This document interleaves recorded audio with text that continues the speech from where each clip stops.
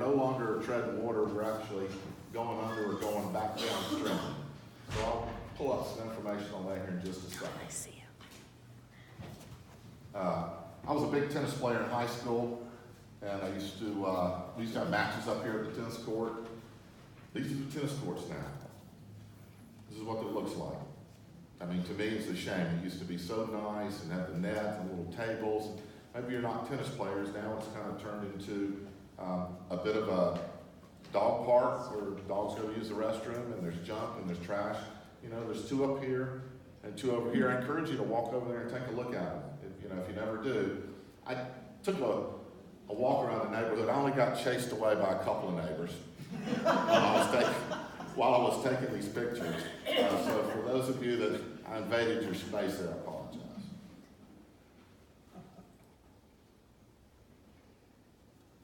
So again, to me, this just kind of jumped out at me as just, if you're looking for a symbol, okay, golly, where were we and how did we get to where we are right now? These are just great examples. This, I just went, man, it's a junkyard. People just leave their trash there. This was right up here. Okay? And then the siding. So I'll tell you how I got started in this. So in January of 16, we tore my unit down to the concrete slab. I mean, we put $45,000 and completely redid the entire unit. So I got to my bedroom, and the master bedroom is a one-story, and there's the crown molding.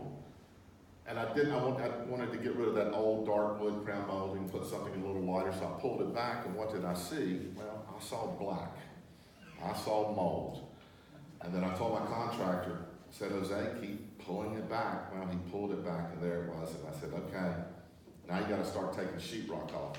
What had happened?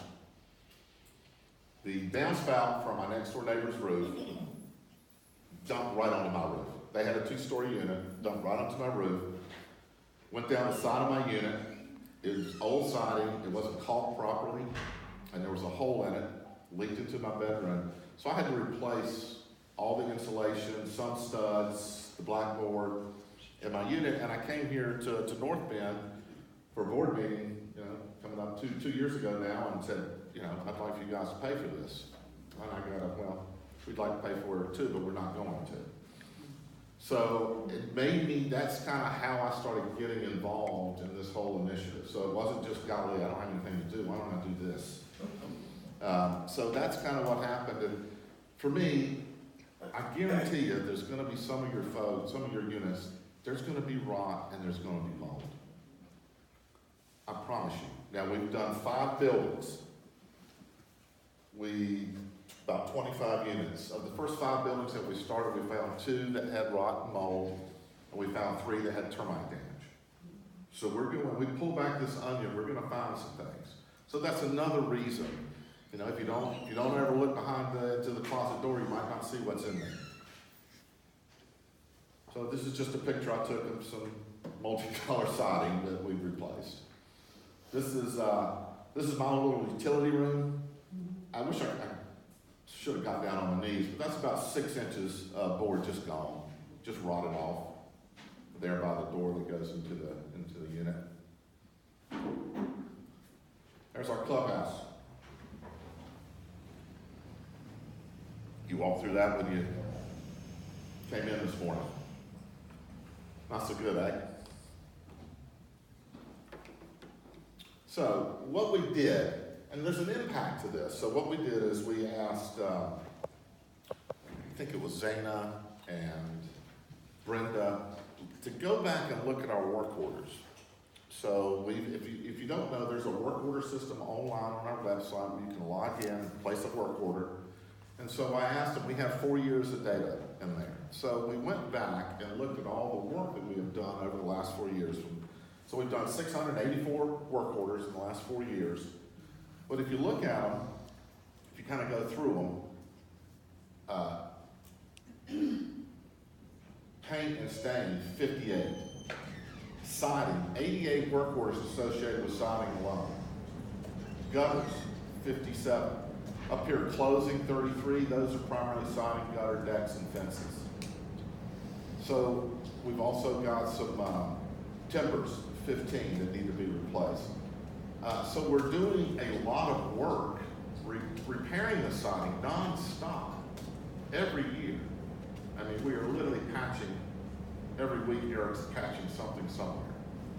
So again, it has an impact. So we're not making any kind of advancements in terms of landscaping or painting. We're just trying to fix things that are broken. And then then I started walking around. This is where I started getting run off by some folks. But then we've got, if I could get a little bit closer, you could see just how kind of rotten the steps are.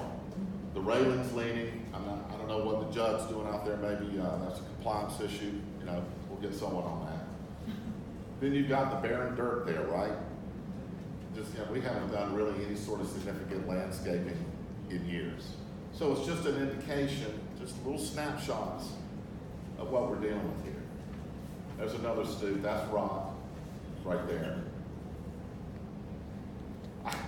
This is funny and not funny. So at the end of the board meeting, I did this presentation. I said, would you look at this? Someone's screen has fallen off. And they haven't even bothered to look at their stoop, it's rotten. Well, the lady that owned the unit was sitting right there. So, oh boy, I felt terrible. What she did, that's not a screen. Her gutters up above were clogged and leaking. So what she did when the water ran down, she put that there so it would not land by her foundation. So it was a gutter issue. So, an embarrassing moment, I might add, for both of us. Just more steps that are rotten wood. You know, sometimes you never notice them day to day, but if you actually get out here and walk the grounds, if you look for it, it's there. This is the back side of the pool fence. I do believe if I set my feet properly and put both hands on it, I could pull it down with no problem. It's rotten, you see back there, it just looks awful. It's just another indicator of kind of where we've gotten to as a community. I call this the Leaning Tower of Pizza here. This is my own backyard. This is the fence out back, and it's tilting at an angle like that. I hope it doesn't fall on my tee off, but I do believe eventually that's what's going to happen.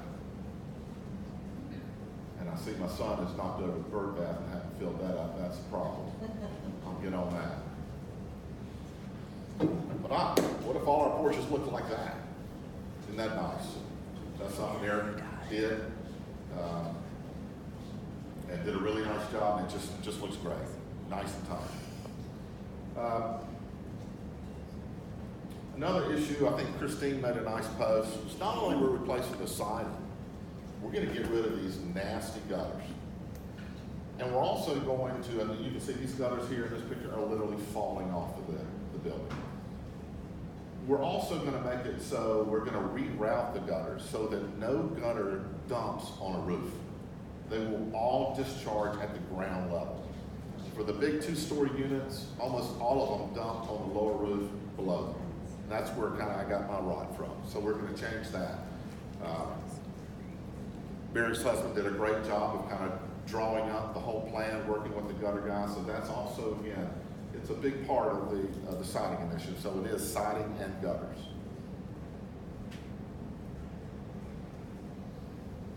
Again, I'll go back to the cost of gutter repair. It's a big part. It's $57. We're also going to increase the size up from 4 to 5 inches, so it'll be bigger. We're also going to do some things to try to so they won't stump up so much, which is, you know, we do about 3 gutter cleanings a year. There's a price tag to that. So we're hoping to cut some costs there. Mailboxes, there's a lot of work that has done on these. If you were to look close, these mailboxes are actually pretty rusty, falling apart. And then that's a nice replacement that Eric did not too long ago.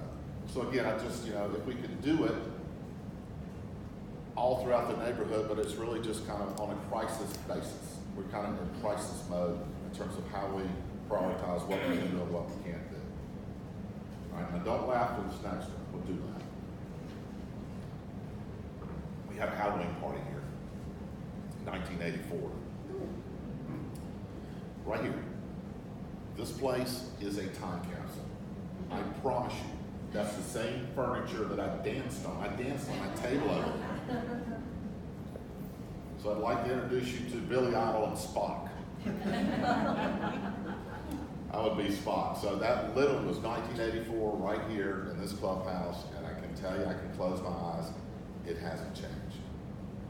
Some would say that's a good thing, some would say that's a bad thing. But it's just another indicator. I mean, the carpet, the furniture, there's albums over there. There are albums over there. All right. So how did we get here? So I asked Stephanie, and she worked with a couple of other real estate agents and homeowners, and we canvassed, we kind of benchmarked ourselves against what we consider similar townhome associations in this side of town. Cambridge Oaks, Northridge Villas, Sandy Forks, and again, I'll send this presentation out. I'll have Brenda send it out. But we're behind everyone out here. Cambridge Oaks, if you can't see, it's $245 a month. Northridge Villas is $222. Sandy Forks Place is $229. Weathersfield, $208. Whitehall's $285. Wycombe Manor's $220. Newton Parish is $203, and they have pushed off responsibility of decks and fencing to the homeowners at Newton Parish. And then Big Creek is $170. That's the kind of anomaly. But we wanted to give you the sample size, so we're stuck at 189. We've been at 189 since 9 years ago when we raised it for the roofing initiative. We have a CPI index, so we actually were able to take it from, I think, 185 to 189 over the last 184 to 189 over the last 9 years.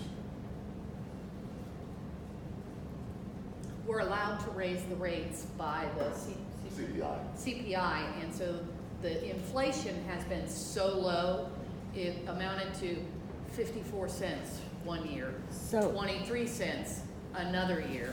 So that's what our dues have gone up. If we had done $5 a year, you can do the math, but we went up 54 cents. And it's only, it's only the CPI based on July's CPI, not the average of the year. So it's only based on 1 month's worth of CPI.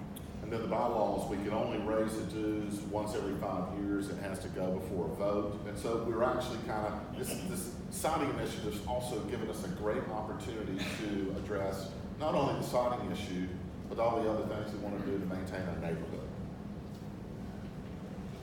This is a little data that we gathered also. Not that this is a bad thing, I'll let you be the judge on this, but you know, we've got 31 units now that are rentals. We're up to 13% of the homeowners out here are rentals. I can tell you one of the reasons why is, one, the locations are great, so they can get high rents. I mean, it's a great investment. If you're a real estate investor, get out here, you get great location, people pay the money, and the dues are very expensive. Your return is great. So the word on the street is, if you're a real estate investor, pick up a place in North Bend. Now, I don't have the data that says if this is trending upward or downward. This is just a snapshot. That's all I could get.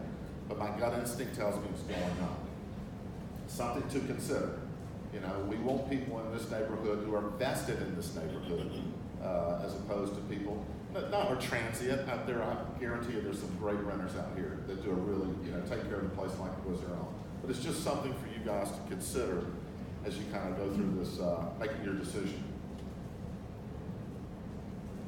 So again, how are we going to fix this? So we put the proposal. I take it everyone has everyone received your ballots? Excellent. So if you recall in, it was June, we sent out a survey, an online survey. What went into this, and then I'm going to turn it over to finance to answer any questions about that. We realize there are a lot of folks here, senior citizens that are on fixed incomes, that can't make a sudden big leap. And this was validated or handle a big fiscal change. So we really wanted to keep that one-time assessment under $500. That was kind of That was also, again, validated with the survey. People had much rather have the dues go up than to have a larger assessment. So we were able to accomplish that.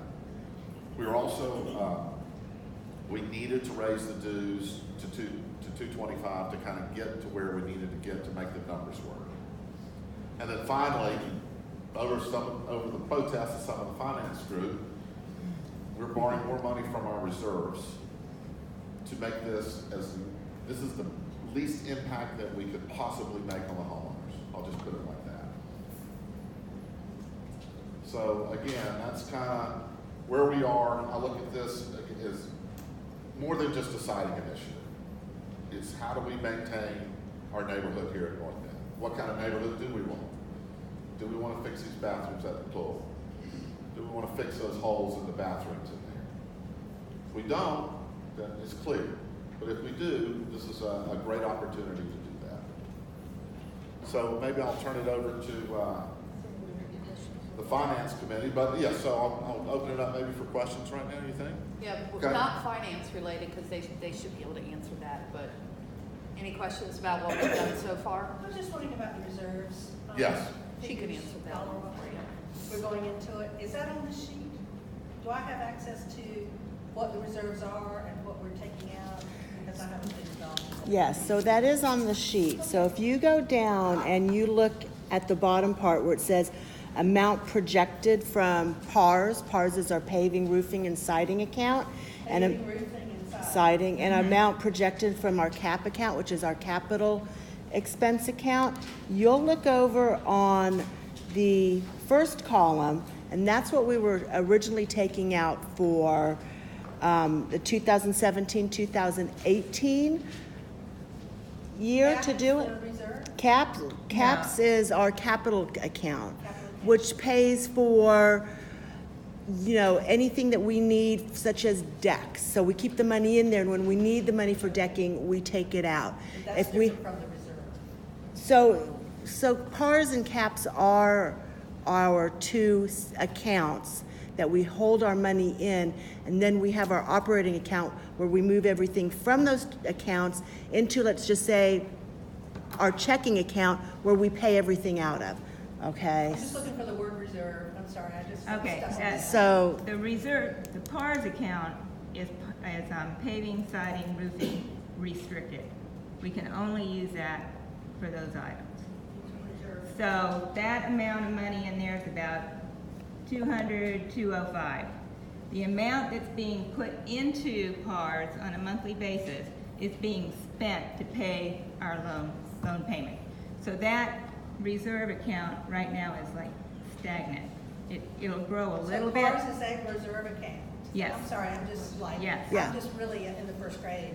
I Yes. just want to know what's, yeah. well, we talk about. But our account. reserve What are we account is only for paving, siding, and roofing. So we That's really reserve. have, yes, and we have another account where we put money into that we keep money set aside for, let's just say we have a catastrophe, an act of God where we have a tornado come through, or ice storm, Is that or the cap a account? horn, yeah. Okay, Or, so those two are reserved? yes, so those are our two accounts where we hold our money Yeah, I'm for sorry, too spending. far into the weeds. It's also because on a monthly basis, we don't pay Terminex, or on a monthly basis, we don't have certain expenditures.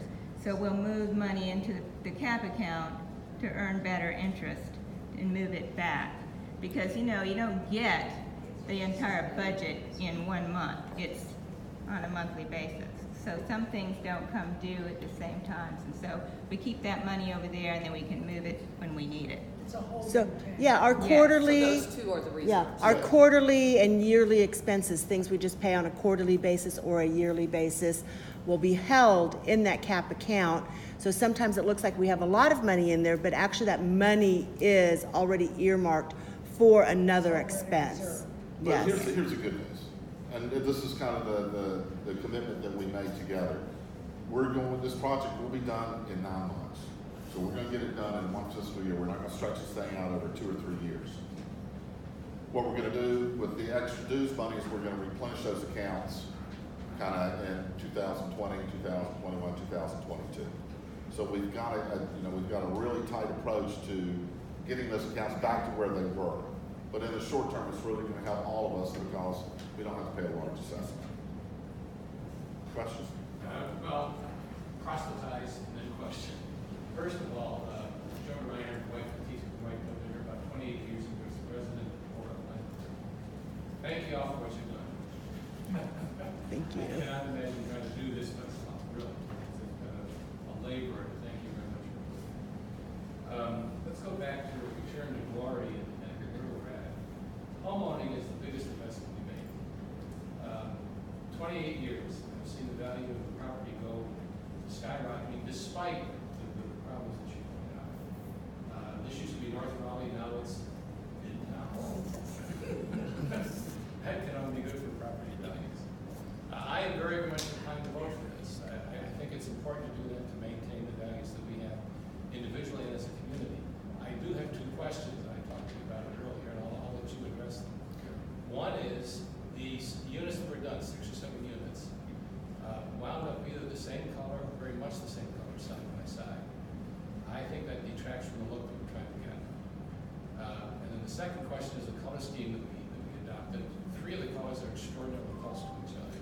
Are we going to re-raise the question of side by side, same colors? Are we going to re-raise the question of the color scheme?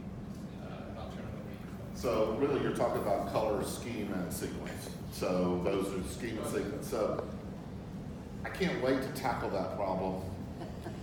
And I hope I get to tackle that problem, but we gotta get the vote passed first. But, not to dodge the question, we've had enough feedback on the colors, schemes, that I think we're gonna have to revisit that. We will revisit that. We're also going to have to revisit the concept of letting anyone just choose whatever color, and if they all choose purple and there are 5 units in a row, so be it. We're gonna do away with that. So we did talk to our lawyer. I think historically it had been done based upon seniority.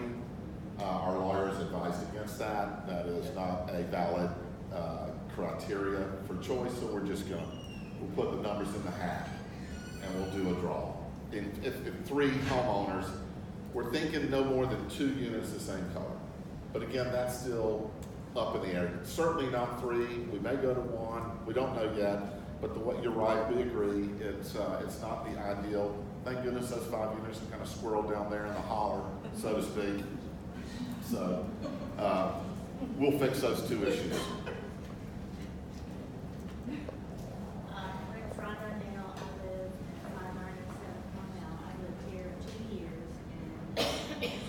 All this homeowner stuff, but thinking money-wise, when you were talking about the gutters and that they get cleaned out 2 or 3 times a year, would it be something to look at to maybe putting the gutter covers on or the gutter guards, as opposed to, I mean, if you look at the long term of cleaning them out and the issues that they cause, and putting the covers on, wouldn't it kind of even out in the end?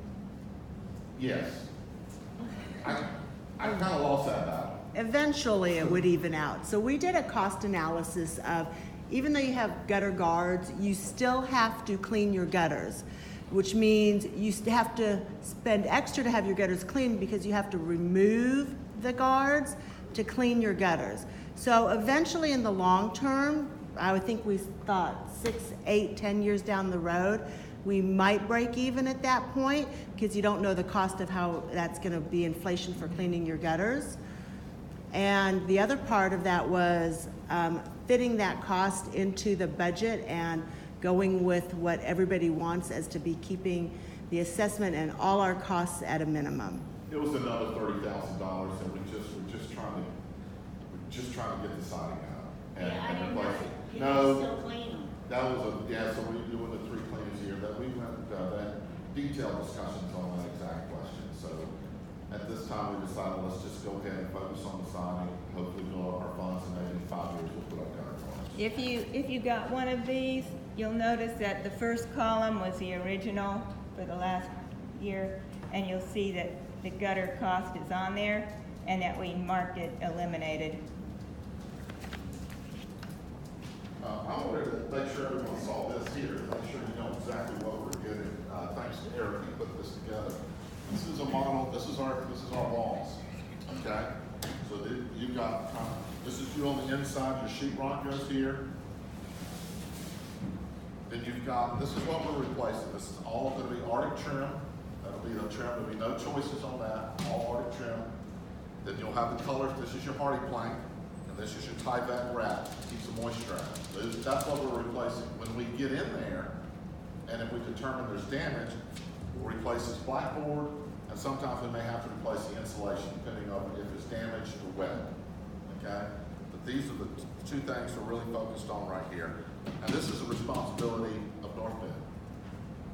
This insulation back is responsibility of the hall.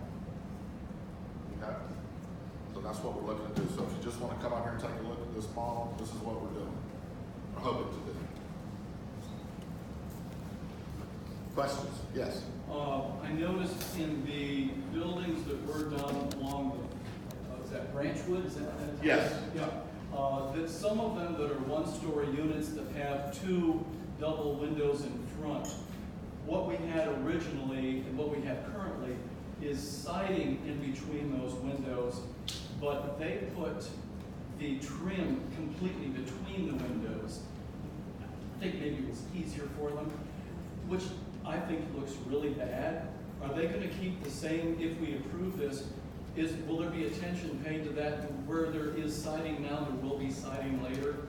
Because if you look at a couple of those units, between those double windows, the whole, it's all trim in between the windows, which looks really. Well, first of all, thanks for pointing that out. I didn't even notice that. Yeah, So, we'll take a look at it. my guess is, we're probably gonna have, well, we are gonna have to go back and fix some of the issues from our, original contract. In the spirit of full disclosure, we have filed a lawsuit against that vendor, Energy Catchers. I'll just kind of leave it at that. We may get money back, we may not. We'll see how it all plays out. But there are some areas, so we'll make sure that that's just kind of shoddy work. We'll make sure, the new contractor, by the way, we went through an extraordinary vetting process, and I had got, I heard through the rumor mill. It's hard to believe there's actually a rumor mill out here at North Bend. So, if y'all don't, did y'all not know that? Okay, there it is. Let me put my hand on the Bible. Look, none of us had any personal connection with or receiving any kickbacks or regarding the selection of the siding contractor. We looked at 6 of them who responded to our bid. We eliminated 3 for various reasons, and then we dug really, really deep on the other 3. Personal interviews, references, lots of criteria, face-to-face interviews in here. So it was a very rigorous, thorough, and fair process. So that rumor, just ignore it. Other questions? Yes? Is there a contingency in case it runs over what the projection is to cover, or are you gonna have to come back and say, hey, to finish this, we need more money? If that's on the contractor. This is a bid, they are contracting to do all 43 remaining buildings and the clubhouse for the 1.675 billion. So it's on them. 675. This says 1.475. We've got, was it 1.4? 1.4. 1.475. Millions here, millions there. Yeah. Now, no, we've already got, as everyone knows, we borrowed 1.3 million, and so we've used about 150 of that. So we're just financing is that delta, okay, between what we borrowed and what the new bid is to cover that gap. I can say that the gap is actually like 335. We buffered it up to 350, just to give us a little bit more, because we know we're going to have to replace some decks as we replace the siding, and we don't know how many. We need to account for hidden damages. We can only project what those hidden damages would be. What if they are more than what we're projecting, because it is a guesstimate? Well, that's what the contingency is for, just to make sure. Just a little. So Yeah. the overall scope of the project is that it looks new on the outside, that it actually is new and well maintained. That's a year from now, that's what they all should be, right? Yes, yes. So we're gonna get this Healthy on the done. inside, healthy on the inside as well. Well, I mean, we're not touching the inside of your No, unit. it No, no, makes no, it no, no, no. healthier because you don't have the mold. Oh, layers God, behind- yes. The Yes. layers behind the siding are Correct. healthy. So we're good, I mean, 9 months, we may even get it done in 8 months. A lot of it's gonna depend on the weather. You know, we had a really rainy winter last year, January, February, but, you know, they're ready to go. We're wanting, you know, hope to get the vote started. We wanna start in October if we can. I think what Bruce might be asking is what is the exposure that isn't covered by the contractor? I assume they've got a limit to what they will do when you do this wall. As you peel that onion, as you pointed out, if there's termite damage in the studs, is that the homeowner's responsibility? And So, you wanna explain the Terminex contract, or I can? Well, you may know it better than I do, but from my understanding is that we've had the same contract in place for a zillion years. And because of that, the contract says that Terminex is responsible for it, correct? Correct. So, Okay. if we run into termite damage, they're gonna fix it now. If you've done something dumb, like you took your wood or whatever it was, and you put it into the dirt, and the termites got in there because you did that, well, they're not gonna cover that, right? Understood. So, Right. next question then, because it's not just termites, it's mold, as you pointed out, you had. At what point does the contractor's responsibility end, and is there a way where the homeowner have to kick in? So we had a couple of those. So ultimately, the interior is the homeowner's responsibility. So if we get in there and, you know, we're gonna try to fix as much as we can, particularly like insulation in the studs, but if it gets down to the sheetrock and getting into your house, you're gonna have to call your insurance company and file a claim, which is what I did. Okay, so I filed a claim, I had a $500 deductible, I ate that, and then I got the insurance company to pay to have my wall fixed. I'm sure all of you have homeowners insurance, I would hope so. Have to. What you're saying is anything behind that black door, the insulation and then the drywall is. Correct. Okay, I just wanted that clarification. Yes. It sounded like we're gonna find some of that, maybe not everywhere. Yeah, we actually thought we'd find more in Branchwood because those units had languished for the longest, and they're also down in a real kind of moist area down there by the creek. So we were kind of surprised that we only found 2 units that had some water damage, and it wasn't major. But, you know, we won't know until we pull back the signs. Go ahead. I have a question similar to what he said as far as, guaranteeing that, you're not gonna come back to us later with another assessment if this doesn't go through. And I guess, you said it's on the contractor, but we're also suing the contractor, the person who won. So what is different about this contract that you can go back on this contractor and we won't get hit up for another assessment later? So, first of all, our lawyer, Brad Hill, is excellent. So we're gonna put in an extremely thorough and tight contract with this contractor. This contractor is also a certified commercial contractor. This is what they do. They're insured, they're bonded. So we'll put in terms and conditions and contracts that will protect both parties. I don't think the previous committee board, they just made some mistakes. And we've learned from every single one of them, I can promise you, multiple times over. We were hoping this project would have been through by now, but it isn't because we made those mistakes and now we've corrected them. I apologize for being late, and this may have already been addressed, so Okay. I'm sorry. I came in and I heard the last answer about not knowing until you pull off the siding. I'm actually one of the houses that was re-sided with Party Plank on Branchwood. Yes. Are they gonna check, because I know for a fact they did not pull off all the siding? That happened with me. My whole back, they did not take any They siding. did not pull it They off. covered it up, and when I questioned it, they were not very nice. So they actually covered up the T11, the Yes. T111 on Yes, the they outside. did. Was it in your storage closet or was it in the back of your unit? Well, it was on the front of my house, and I'm sure they did it on the back too. On the front of my house, I kept pulling over that Tyvek so that they would see it, but I know that they didn't take off all the siding. And I know on my chimney, they didn't take off all the siding. Yeah, on the chimney, we kind of did that on purpose. But to get back to your question, there was another question here. We're gonna have to revisit those first 5 units with caulking. Yeah, the caulking and the trim along Some of the trim the work. porches is not right. So we're gonna have to revisit that. The windows, they covered up with peepholes. Yep. So we're gonna have to revisit it. For the new contractor, learning from experience, are we having anybody inspecting the work to assure us other than their promise that it's done right? Is anybody looking at it to make sure that they're doing everything? So there will be so there'll be a very rigorous process. First of all, we're gonna go through to make sure the building is ready to go.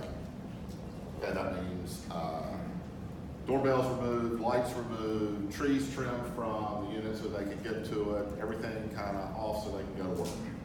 And they're gonna sign off, say, yes, it's ready to go. This contractor is not requiring us to put up any money up front for supplies or anything. We will not pay them, but we're gonna pay them per building until we've signed off on it. Okay?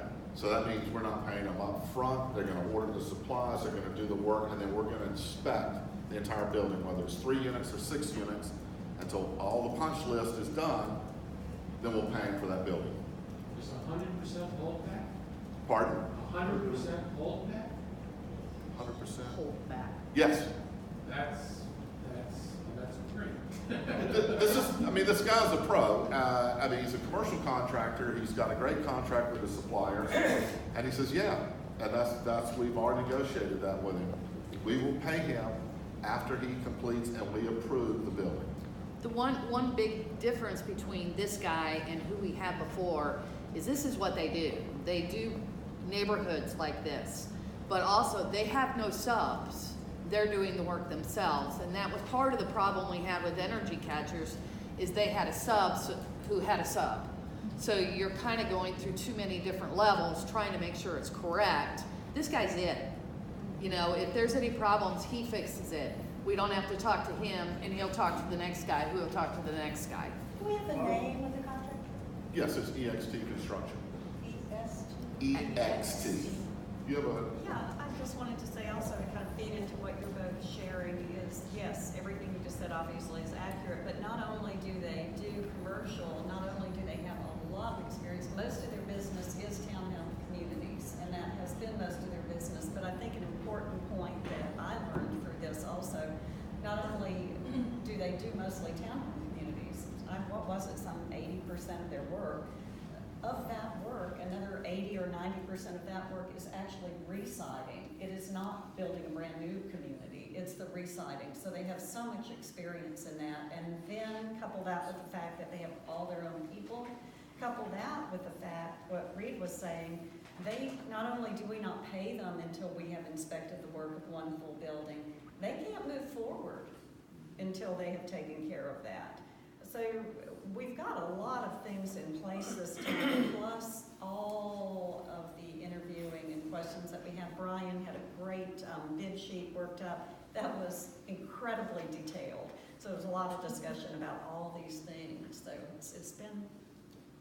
it's very thorough. Are there any places we know that they've done nearby that we could look at? Here in Raleigh? There's quite a few. Gosh, I remember there were quite a few sites. We can check with. Yeah, we can check. But there are, yes. Where they are, I couldn't tell you right I now. remember he was doing, had a government contract in Greensboro. They were doing about 300 townhomes in Greensboro, and he was doing some in Greenville. So they're headquartered here, 42 full-time employees, and this is all they do, is reside townhomes. Yeah. Could I jump in one more time? Yeah. Thank you. They also have their own project manager, of course, but as Rita said, we'll have somebody on the ground here. But Glenn Johnston lives so close by here, which was another plus because he said because of that, he'll be able to check in on the site even more frequently than he typically would with a typical residing. I thought that was good to know. Yes, he is here and close. And if it gets approved, we'll invite Glenn to come here at the homeowners meeting and introduce himself, introduce his company, and allow you to ask him any questions you want to ask him as, you know, we kind of hopefully get ready to start the project. Yes. So I'd like you to go back. We just heard from 2 homeowners that, in my novice ears, sounds like their homes may need to be redone. So I want to go back to the contingency question. How does that kind of stuff get paid for? So the great news by doing this and going through the financial options we put in front of everyone, we're going to generate an extra $100,000 a year in homeowner dues. $99,760 by going up this amount to $225. From that, we'll begin to allocate things. And, you know, it's going to take time because we got a lot of work to do. We got to replace decks. We got to fix this swimming pool. We got to fix the siding at the original 5 buildings. So we're just going to have to allocate it. And it's kind of like how you eat an elephant. You do it one bite at a time. I mean, that's all we can do. Now, the first year, the entire increase of dues is going toward the siding. But that's the only way we could keep the assessment down. So the first year, our budget will stay exactly the same. We will not be able to change it because the increase is going to go straight to paying for the siding. But then in the subsequent years, we'll be able to start replenishing our reserves and doing some other stuff. If we put the whole amount of our dues increase back into our reserve accounts, our 2 accounts, what we're taking out to keep your assessment low, we'll have that money back in 2 years. If that's where we choose to focus our money, but we also have fencing that needs to be taken care of, sidewalks that need to be taken care of. There are so many things that have been neglected over the years because our budget hasn't supported the cost of getting some of these safety issues completed. So, you know, so we have to, on the finance committee, our goal is to look at how are we going to best spend your dues to improve your property, because this is your investment. You guys own here because it's an investment. I own here, I live here, it is my investment. So I want, you know, I don't want to see anything neglected. However, I have to be careful of how I spend my money. And so that's the whole goal of the finance committee, is to make sure that we can keep up the property, because even if, you know, your property value is great, but it also is reflected upon what our community looks like and the shape that our community is in. So we have to look at all factors and how we need to best move forward for you all. So I was really hoping you weren't going to answer my question that way. Okay, I apologize. We're going to say that in terms of the lawsuit, give us recourse to go back to whoever and say, wait a minute, Well, we're finding more neglect caused by them. Is that, well, since that we're would just be hearing this fresh, is this- that going to be hopefully considered, or is the lawsuit? I don't know what's going to happen with the lawsuit, so I'm not going to count on the money that we've asked for back.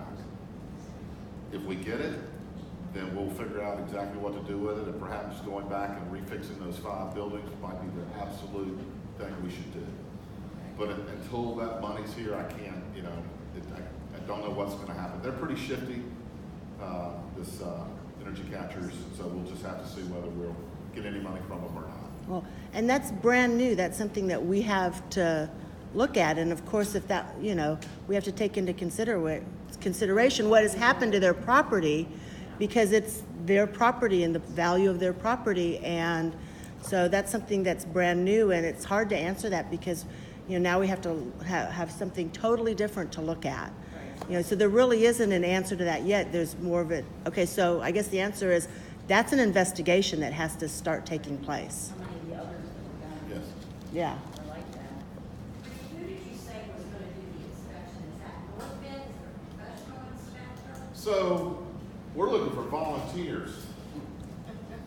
We are going to have, it's going to require a project manager from North Bend, probably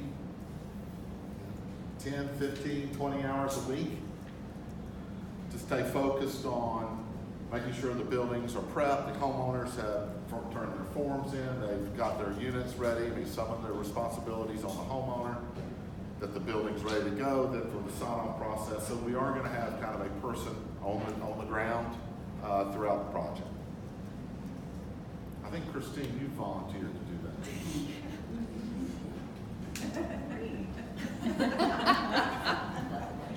I hate But to yeah, say that's- that that, our you know, poor Preston is hallucinating, but he could be right now. that. Yeah. I mean, we're gonna have tight controls over that. We are. And Eric also we're parking Eric there full-time during this process. He's there when we take off this siding. He's there to do the initial assessment. Do we have run? Do we have turbines? Is it clean to put up? So Eric is also right there. That's gonna be his primary focus for the next 9 months. So I would also ask the homeowners to, unless it's an emergency work order, not to put it in until we get through this 9-month period of installing the siding, again, if it gets approved. I hate to be a devil's advocate. I'm Mary Ann Foley, and I live at 5932 White Bud Drive, and I've been here for 27 years. So I've been through a number of these votes Yes. that we've had. Do you have a contingency plan or a plan B if we do not get the vote?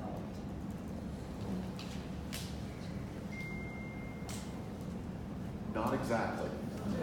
See, because we're already stuck with the loan, say. If anybody's got any ideas, I'm all ears. The bottom line is, We need the vote. we need money. And I'm all for this, believe me, don't get me wrong, I'm all for this. In fact, my opinion, and my opinion only, is we don't have a choice. Correct. We have to move forward and we have to get the vote.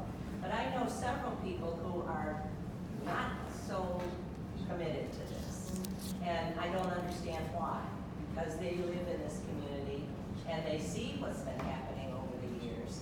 And if people have common sense and reason, they would realize that we need this vote. Well, and all they have to do is look at their own fences and look at their own decks and look at their own sidewalks. And you vote no against that, you're saying, I don't want my fences fixed. I don't want my deck fixed. And I mean, Excuse what, me, well, but I think it's gonna be 3 years before we do any sidewalks or fences. As I understand, we're gonna replenish, the reserves. No, before I we just do said that's, anything. that's how much money, that's a possibility. I mean, that's how quickly we can replenish our reserves, but there are other things we have to take into consideration. there's a budget line for decks. And I mean, it's in the operations budget already. So as the money goes back to the operations fund, there's money there for decks as we go through them. My yard was very neglected. I'm at 5806 White Bud, and I'm expanding my parking pad and putting in some pavers, and I'm doing all out of pocket. And I've gotten an answer constantly, we don't have any money in the budget. We can't help you with your yard. And I downsized to a HOA because I wanted someone to take care of the outside. So I am disappointed, and I'm very interested in details now as to going forward, because it was such a mucked up mess. And I came in just after that was decided, and all the big meetings with the fisticuffs and all. Oh, yeah. So I'm still trying to decide whether I'm gonna be able to make this line.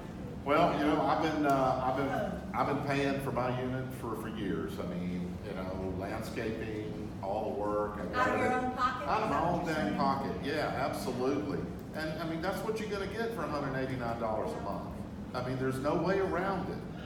We just need more money. Yeah, we're not going to take all the monies in year 2 and throw them in reserve. We're gonna have to spend it. We'll work that out with finance. We'll come to a compromise like we always do. They wanna put it all in, and I wanna spend it all, and come somewhere in the middle and work that out. Yeah. But we do have a contingency plan, and I haven't, The bylaws say you do. here's the contingency. I don't wanna go there, and it's kinda in the back of my mind, but look, here's the deal. We got $1.1 million in the bank that we got from this loan. If worse comes to worse, we'll have to prioritize, and we'll just have to do as many units as we can. And then we might only get to 38 buildings, and then 7 of them won't have siding. That's the worst case scenario if we don't get the vote. So we can't terminate the loan, you have a charge, Sure, we could turn the money in, we can pay it off. but nobody wants to do What's it do Well, to we're our? on the last street. I mean, you said 5806, Oh, right? yeah, I'm. Yeah, I'm I getting live there. right down the road from you. We're the last street, so. I understand, so I won't be getting any siding. Exactly. I won't either. So, but But how does our, but now, let me also say, I don't know if legally we can do that, but, so I would have to check with our lawyer, with Brad Hill, and look at the covenants, and look at the original ballot, so it may be a plan B, it may be a plan F. I mean, honestly, I don't know specifically, so I want to add a caveat there. In votes passed, we did not get the vote the first time around. And so I believe, and you need to check the bylaws for the covenants, that you can return to this and get another vote within 30 days, and the percentage of yeses goes down. That's right. Well, I tell you what, if we don't get it passed, I'm done. I am so tired. I have worked on this. I've got a full-time job. I've got 2 kids. Well, they're gone now. They're still your So, kids. but they're still there, and I have worked nonstop for 2 years on this. So if we either get a thumbs up and we move, or if we don't, then I'm done. I mean, that's not a threat. I can't do it anymore. I appreciate all your work, Reed. I really do. I can't do it anymore. We do need to go forward, and I just hope other people in the community feel that way, Right. so that we can get the vote and we can move forward and dust off our shoes and move on. Yeah, I hope so too, so thanks for your support. so, one of the things I think we have to look at is if we get a no vote, and let's say, you know, worst case scenario, case F, how does that look when you're trying to sell your property? Look, siding's only been done to a certain point and it's stalled. How long has that happened? So I think that impacts the value of your property if you're trying to sell it. The other thing that I think we need to look at is talking to your neighbors. You have neighbors that are not here, sharing what you have heard here with your neighbors. If they have questions, send them to Brenda in the office. Brenda will forward them to the siding committee. Let's get all questions answered. So go out and talk to your neighbors and let them hear what you heard here. While we follow up, Mary Ann, in your comment, I talked about how this is now Midtown. The location, just by the location, the property values are up. By the same token, all the things that you mentioned are little value eaters, eating the value little by little. And you have to take care of these things. Any buyer who's going to spend money they have to spend time with the white man is going to look at the very things you talked about and you talked about, and they are negative values. We have to pass this. There are questions to be resolved down the road, and maybe they should address them. But we have to do this. Protect the value of what is our Mary Ann, and I've been here for over 25 years. You just have to do it. There is no choice. Yeah. And you shouldn't be paying for your own landscaping. That's why this is so important, is so that we can get people out here to do that. I've done stuff in. Backyard to do as yeah. well, so this is a Yeah. small piece of what I'm investing in the Yeah, backyard. and I've done a little of my own, and I don't feel like I should have to be doing that. That's why I moved to a townhouse. So, Why don't you ask for a show of hands for all the people here that are in favor? All right. If you had to vote, those vote yes, raise your hand. All right, these are not the people you guys think Okay, were there any no votes? There were any no votes. Anybody who'd vote no, so we can address your questions. Okay. Cool. do you all feel comfortable talking to your neighbors and going out and talking to your neighbors? I've got a suggestion, I mean, that was high, everybody, I'm there were a lot of good information that came out today about not having to pay until the work's been done and looked at. I wonder if there's a tick list of these pieces of good news that you gave us today that could be made in a real brief, impactful flyer that goes out to everybody tomorrow or soon. Because the people that aren't here or may have some doubts may not know things like we're not going to pay ahead of time and lose it. You know, I wonder how much detail, you know, at some point, if people have got enough information, is that really gonna make a difference to somebody? I think so, yeah. Yes. Yeah, Oh, you bet. All right. I came with huge doubts and all the things she's talking about. So, agree. Okay? Bullet, Yeah. one sentence. So, Put it in writing. And guess what? you haven't published the, you haven't put the newsletter together yet, have you? So let's do that. But So it we has to will, be- we're but getting ready. It has to be balanced too. I think the concerns have to be communicated as well, and the answers to how those concerns are being addressed. Because like my friend here, Kate was out. You look at the budget, it seems like an enormous amount of money. The first question is this being spent responsibly and appropriately? Hearing the comparisons to other townhouses, townhome communities, was extremely helpful. Given, coming from a single home, type suburban environment, hearing $189 a month, that's unheard of in a normal suburb. So Right. That seemed high. We're comparing it to other neighborhoods. Okay, now I have to reevaluate what is high. Mm-hmm. But I think those type of communications, if those could be made effectively